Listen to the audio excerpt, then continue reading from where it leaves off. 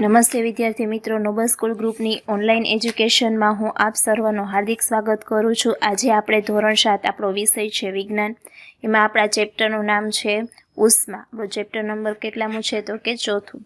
તમારી જે ટેક્સ્ટબુક છે એનું પેજ નંબર તમે બધા 40 ખોલવાનું છે. એમાં આપણે આજે ઉષ્માનું પ્રસરણથી આપણે જોવાનું છે. આની પહેલાંનો લેક્ચર હતો એમાં આપણે ક્લિનિકલ થર્મોમીટર અને લેબોરેટરી થર્મોમીટર વિશે જોયું હતું.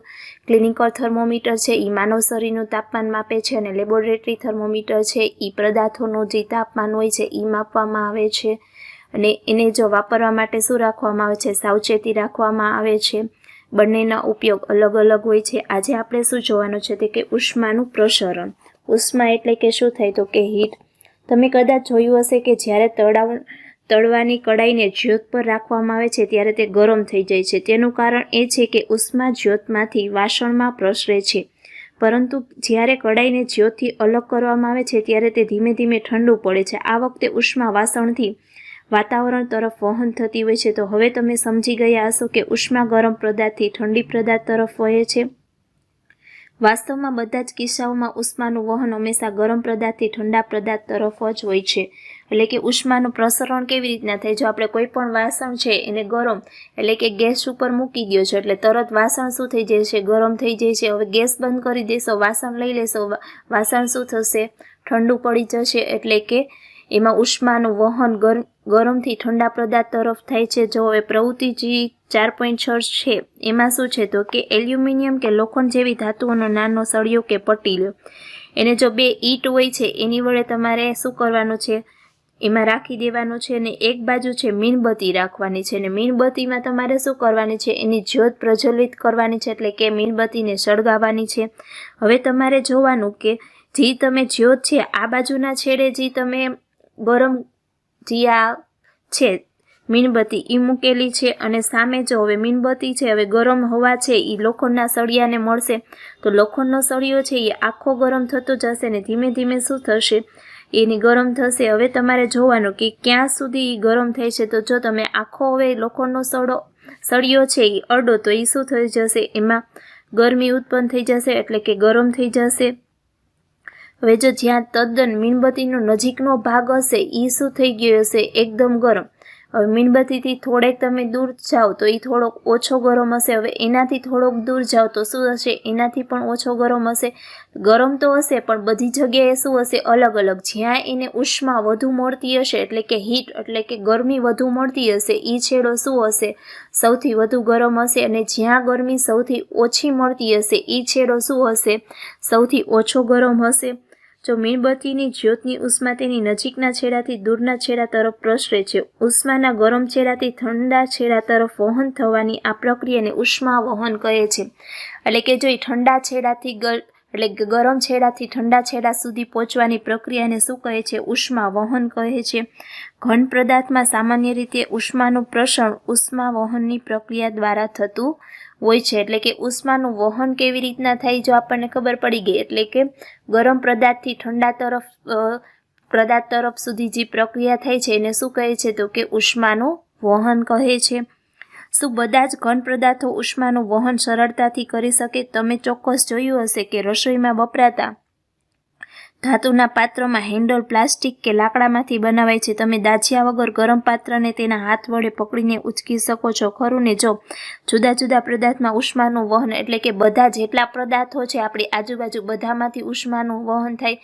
એટલે કે આપણે કોઈ પણ વસ્તુ ગરમ કરવા મૂકી તો આપણને બધી ગરમ જ લાગે છે. જો તમે કુકર મૂકો છો તો કુકરનું હેન્ડલ કેમ ગરમ નથી થતું? કેમ કે એની જે હેન્ડલ હોય છે એમાં પ્લાસ્ટિકથી બનેલું હોય છે. તો એ ધાતુનું શું છે તો કે અવાહક એટલે કે ઉષ્મા એમાંથી પસાર થતી નથી. એટલે કે ઉષ્માનું અવાહક એટલે કે એમાંથી ઉષ્મા પ્રસાર થઈ શકતી નથી. એટલે કે બધાય પદાર્થ હોય એમાંથી ઉષ્માનું વહન થાય એવું જરૂરી નથી.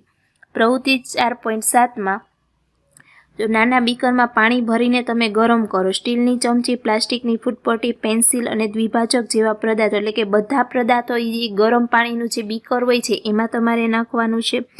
હવે તમારે નોંધવાનું કે એમાં જે વપરાયેલી વસ્તુ જે પદાર્થમાં બનેલી હોય ને શું બીજો છેડો ગરમ જણાય છે? હા કે ના? જો સ્ટીલની ચમચી છે તો શેમાંથી બનેલી છે? ધાતુમાંથી. ગરમ થાય છે કે નહીં?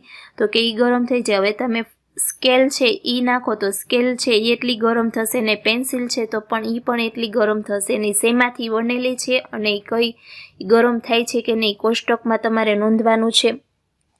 જે પદાર્થ પોતાનામાંથી ઉષ્માનું વહન સરળતાથી થવા દે છે તેને ઉષ્માનું સુવાહક કહે છે અને જે પદાર્થ ઉષ્માનું સરળતાથી વહન કરવા દેતું નથી એને ઉષ્માનું અવાહક કહે છે. જો ઉદાહરણ તરીકે એલ્યુમિનિયમ, લોખંડ, તાંબુ એ બધા શું છે તો કે ઉષ્માનું સહેલાઈથી એમાંથી વહન થઈ શકે છે. જ્યારે લાકડું છે, પ્લાસ્ટિક છે, ઉષ્માના શું છે મંદવાહક, એટલે કે એમાંથી ઉષ્મા એટલી જલ્દીથી પસાર થઈ શકતી નથી. એટલે કે જો આમાં એલ્યુમિનિયમ, લોખંડ, તાંબુ છે એમાંથી આપણે ઉષ્મા એટલે કે ઈ ગરમ થઈ જાય છે. પ્લાસ્ટિક ને લાકડું છે તો ઈ ગરમ એટલા જલ્દી થઈ શકતા નથી. પાણી તથા હવા ઉષ્માનું મંદવાહક હોય છે તો પછી તેઓમાં ઉષ્માનું પ્રસરણ કેવી રીતે થતું હશે? જો આપણને ખબર છે કે પાણી હોય છે તથા હવા એમાં આપણે ગરમ કરી તો એ પાણી છે ગરમ એકદમ થઈ જાય પણ કેવું છે તો કે મંદવાહક છે, એટલું જલ્દી એમાંથી આપણને ગરમી મળતી નથી. પ્રવૃત્તિ 4.8માં જોઈએ કે એ કેવી રીતના થાય છે તો કે એક ચુંબક આકારનો ફ્લાસ્ક લો, એટલે કે ફ્લાસ્ક ન મળે તો બીકર પણ ચાલે. એટલે કે તમારે શું કરવાનું છે એમાં 2/3 ભાગ સુધી તમારે પાણી ભરો, તેમાં ત્રિપાઈ ઉપર મૂકીને તમારે શું કરવાનું છે એમાં પાણી ગરમ કરવાનું છે. અને એ પાણી ગરમ થઈ જાય પછી એમાં શું કરવાનું છે તો કે નીચે મીણબત્તી ગોઠવવાની અને બીકરનું પાણી હોય છે એમાં સ્થિર થઈ જાય ત્યાં સુધી રાહ જોવે. સ્ટ્રોની મદદથી પોટેશિયમના પર્ગમેન્ટ નામનો સ્ફટિક હળવેથી પાણીમાં નાખવાનો અને તળિયે બેસી જાય. હવે સ્ફટિકને બરાબર નીચે મીણબત્તી મૂકવાની. પછી શું કરવાનું છે કે અવલોકન જોવાનું, મીણબત્તીની જ્યોતની નીચેની તળિયાનો ભાગનું પાણી ગરમ થાય છે ત્યારે તે ગરમ પાણી ઉપર તરફ સ્થળાંતર કરવા લાગે છે. તેથી જગ્યા લેવા ઉપરનું તથા આજુબાજુનું ઠંડુ પાણી નીચે તરફ આવે છે. આ પાણી પણ ગરમ થતાં તે ઉપર તરફ ગતિ કરવા લાગે છે અને પાત્રની દિવાલ પાસેથી ઠંડુ પાણી તળિયા તરફ આવે છે.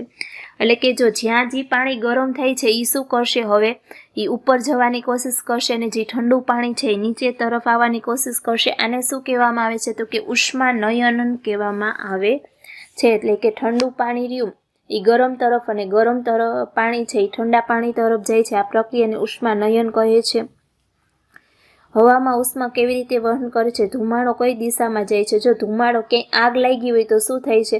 એનો ધુમાડો એટલે ગરમ પદાર્થ છે એ ઠંડા એટલે કે આકાશ તરફ જશે ને આકાશમાં જે ઠંડી હવા હોય છે એ શું થઈ છે ગરમ પદાર્થ, એટલે આગ કેમ પકડાય છે જો એનું પણ તમે અહીંયા જાણી શકો કે આગ વધુ ને વધુ કેમ પ્રસરતી જાય. જો આટલા એ વસ્તુ હોય કે એક વૃક્ષ છે એમાં આગ લાગી હોય તો આજુબાજુના વિસ્તાર એટલે કે આજુબાજુના જેટલા વૃક્ષ હોય એમાં કેવી રીતના આગ લાગી જાય, તો એ એક ઉષ્મા નયનનું તમારું ઉદાહરણ થઈ શકે કે જે ગરમ પદાર્થ છે એ ઠંડા પદાર્થ તરફ અને ઠંડો પદાર્થ છે એ ગરમ પદાર્થ તરફ આવે છે એના કારણે આગ લાગી શકે છે. પ્રવૃત્તિ 4.9 છે એમાં જો એક મીણબત્તી હોય અને એની ઉપર તમારે શું કરવાનું છે એક હાથ રહ્યો એ આપણો તમે જો આકૃતિમાં જોઈ શકો કે ઉષ્માનયન વડે ઉષ્માનું પ્રસરણ. તમારો હાથ છે એમાં કેવી રીતના એ ગરમી અનુભવે છે કે નહીં એ જોવાનું છે. જો આપણો હાથ ઊંચે હશે ત્યાં એકદમ શું થશે તો કે ઓછી ગરમી પૂછશે. તમારો હાથ જે બાજુમાં હશે ત્યાં સૌથી વધુ તમને ગરમી મળતી હશે. ગરમ જો સમુદ્રના લહેરનું આની ઉપરથી આપણે જાણી શકીએ. જો સમુદ્ર કાંઠાના વિસ્તારમાં વસતા લોકો અદ્ભુત ઘટનાઓનો અનુભવ કરતા હોય છે. દિવસનો ભાગમાં સમુદ્રના પાણી કરતાં જમીન ઝડપથી ગરમ થાય છે અને જમીન પરની ગરમ હવા ઉપર તરફ ગતિ કરે છે. તેની જગ્યા લેવા સમુદ્ર પરની ઠંડી હવા ઘસી આવે છે. ઊંચાઈ ઉપર પહોંચેલી ગરમ હવા સમુદ્ર તરફ વહેવા લાગે છે અને દરિયાઈ ચક્ર પૂર્ણ કરે છે. સમુદ્ર પરથી આવતી હવાને દરિયાઈ લહેર કહે છે. એટલે કે સમુદ્ર પરથી જે દરિયા ઉપર આવે એને શું કહેવામાં આવે છે? દરિયાઈ લહેર કહેવામાં આવે છે. જો આનેથી જો દિવસ દરમિયાન શું થાય છે તો કે એ ગરમ હવા જમીન ઉપર ફેંકે છે અને જે દરિયો હોય છે એમાં શું હોય છે તો કે ઠંડી હવા પ્રસરતી હોય છે. રાત્રિ આનેથી ઉલટું થાય છે કે જમીન ઉપર ઠંડુ વાતાવરણ થાય છે અને દરિયામાં શું થાય છે ગરમ વાતાવરણ થાય છે. તો એને શું કહે છે? ભૂલહેર. જો જમીન ગરમ હોય અને નીચે દરિયામાંથી ઠંડી હવા આવે તો એને શું કહે? દરિયાઈ લહેર. અને આનાથી બીજું ઉલટું, જ્યારે જમીન ઠંડી હોય ને દરિયાઈ પાણી ગરમ હોય તો એને શું કહે છે? ભૂલહેર. આ બે વસ્તુ તમારે જોવાની. જો તમને ચિત્ર દ્વારા આપ્યું છે દિવસ દરમિયાન અને રાત્રિ દરમિયાન. જો રાત્રિ દરમિયાન દિવસ દરમિયાન શું હોય છે પ્રક્રિયા તો કે જમીન છે એકદમ ગરમ હોય ને પાણી ઠંડુ હોય છે અને જો પછી રાત્રિ દરમિયાન શું પ્રક્રિયા છે, જમીન છે એ એકદમ શું છે તો કે ગરમ એ ઠંડી થઈ ગઈ હોય છે, પાણી એકદમ શું થઈ ગયું હોય છે, ગરમ થઈ ગયું હોય છે. અવકાશમાં માધ્યમ હોતું નથી. સૂર્યમાંથી આપણા તરફ આવતી ઉષ્મા બીજી એક પ્રક્રિયા દ્વારા પહોંચે છે, તેને શું કહેવાય છે તો કે ઉષ્મીય વિકરણીઓ કહે છે. જો ઉનાળાની ઋતુ તથા શિયાળાની ઋતુમાં પહેરવેશ માટેના વસ્ત્રો, તમે જાણો છો કે ઉનાળામાં આપણે હળવા રંગના વસ્ત્રો તથા શિયાળામાં આપણે ઘેરા રંગના વસ્ત્રો પહેરવાનું પસંદ કરીએ છીએ. આવું શા માટે? ચાલો આપણે તે શોધી કાઢીએ. જો ઉનાળામાં આપણને એકદમ ગરમી લાગે છે એટલે આપણે કેવા કપડાં પહેરીએ છીએ તો કે હળવા રંગના વસ્ત્રો હોય છે, એટલે કે એમાં આપણને ગરમી ઓછી લાગે છે. અને શિયાળામાં આપણે ઘેરા રંગના વસ્ત્રો પહેરીએ છીએ એટલે આપણને એમાં ઠંડી, જો કાળો રંગ છે તો આપણે ઉનાળામાં પહેરીએ તો આપણને એમાં એકદમ ગરમી લાગે છે. હવે શિયાળામાં તમે એ કાળો રંગ પહેરો તો એમાંથી તમને શું મળે છે તો કે હૂંફ મળે છે. જો તમે કાળા કલરનું કોઈ પણ શર્ટ કે ટી શર્ટ પહેરીને તમે ગરમીમાં જશો તો તરત તમને એમાં શું લાગશે તો કે વધુ ગરમી લાગશે. હવે શિયાળામાં તમે એ જ પ્રવૃત્તિ કરીને જો કે કાળો શર્ટ અથવા કાળો ટી શર્ટ પહેરીને જાઓ તો એમાં તમને શું મળે છે તો કે એકદમ હૂંફ મળે છે. તો આનું કારણ શું છે કે આપણે કપડાં છે ઉનાળામાં એકદમ હળવા રંગના પહેરીએ અને શિયાળામાં ઘેરા રંગના પહેરીએ. તો આપણે પ્રવૃત્તિ 1 છે 4.10 એ જોઈએ તો કે સામાન એવા પતરાના 2 ડબ્બા લો. એક ડબ્બાની બહારની સપાટીને કાળો રંગ તથા બીજી બહારની સપાટીને સફેદ રંગ લગાડીને સુકાઈ જવા દો. જો કાળા તથા સફેદ રંગની સપાટી ધરાવતા પાત્રો, હવે બંને ડબ્બામાં સમાન પાણી ભરીને બપોરના તડકામાં આશરે 1 કલાક સુધી મૂકી રાખો. બંને પાત્રમાં જે પાત્રમાં તમે કાળા કલરનું કર્યું હશે એકદમ પાણી ગરમ થઈ જશે, અને જેમાં સફેદ કલરનું હશે એ પાણી શું હશે, નોર્મલ પાણી જેવું રહેશે.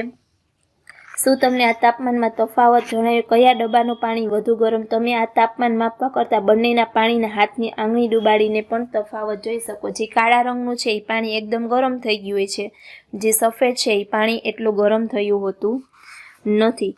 જો હવે શિયાળામાં ઊનના વસ્ત્રો આપણને હૂંફ આપે છે. શિયાળામાં આપણને ઊનના વસ્ત્રોનો ઉપયોગ કરીએ છીએ. ઊન એ ઉષ્માનું શું છે, મંદવાહક છે, એટલે કે એમાંથી ઉષ્મા, એટલે કે આપણને ઊનમાંથી આપણને શું મળે છે, ગરમી. જો આપણે જ્યારે ઘેટાનું ઊન આપણે કેવી રીતના મેળવે છે એ પ્રક્રિયા જોઈ, ત્યારે જો ઘેટામાંથી આપણે ઊન મેળવીએ છીએ તો એ ઘેટાને એ શું કરે છે, એની ચામડીનું રક્ષણ, એટલે કે એને ઠંડી પછી ચોમાસું હોય એની સામે રક્ષણ આપે છે, એટલે કે હૂંફ આપે છે. ઉષ્માનું મંદ, ઊન છે એ શું છે, ઉષ્માનું મંદવાહક છે. વળી ઊનના રેસા વચ્ચે હવા ભરાઈ જાય છે. આ હવા આપણા શરીરને ઉષ્માને વાતાવરણમાં જતી અટકાવે છે, તેથી આપણને હૂંફ અનુભવાય છે. ધારો કે શિયાળાની ઋતુમાં તમને એક જાડું બ્લેન્કેટ ઓઢવું કે 2 પાતળા બ્લેન્કેટ ઓઢવા, તેની પસંદગી કરવાનું કહે તો તમે તેની પસંદગી કરશો. યાદ રાખો કે 2 બ્લેન્કેટ વચ્ચેના ભાગમાં હવાનું સ્તર રહેલું હોય છે. વિદ્યાર્થી મિત્રો, અહીંયા આપણો પાઠ પૂરો થાય છે. Thank you.